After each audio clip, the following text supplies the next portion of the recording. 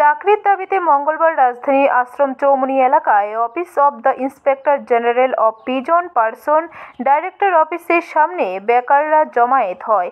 তারা এদিন সংবাদ মাধ্যমের মুখোমুখি হয়ে ক্ষোভ প্রকাশ করে বলেন, 2022 সালের ডিসেম্বর মাসে জেল পুলিশের শারীরিক পরীক্ষা দিয়ে 12,000 যুবক উত্তীর্ণ হয়। তারপর লিখিত ও মৌখিক পরীক্ষা বাকি ছিল। এই লিখিত ও মৌখিক পরীক্ষা দ্রুত নেওয়ার জন্য বহুবার দপ্তরে অধিকর্তার দ্বারস্থ হয়েছে, কিন্তু আশ্চর্যের বিষয় হলো শুধু আশ্বাস পেয়েছে, কিন্তু 2 বছরে লিখিত ও মৌখিক পরীক্ষা হয়নি।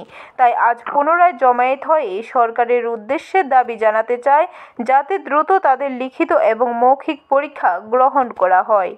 ডেপুটেশন দিতামাই তারা মানে কয়ে যে তোমরা একটা হইব তারপর এই ডেটের পর এই ডেট হইতে আসছে না। কিছুদিন আগে আমরা গেছি আইসি কথা কইছে যে 4-5 তারিখের মধ্যে ডেট দিয়ে দিব। তো আবার শোষণ দপ্তর ঘোষণা দিচ্ছে যে 151 জনের রিটার্ন একদম হইব। তো ফিজিক্যাল নেওয়া চলতেছে না। 14 জন মহিলা নিব, এর ভিতরে আবার দিচ্ছে যে 12 জন মহিলা আবার কি হইব।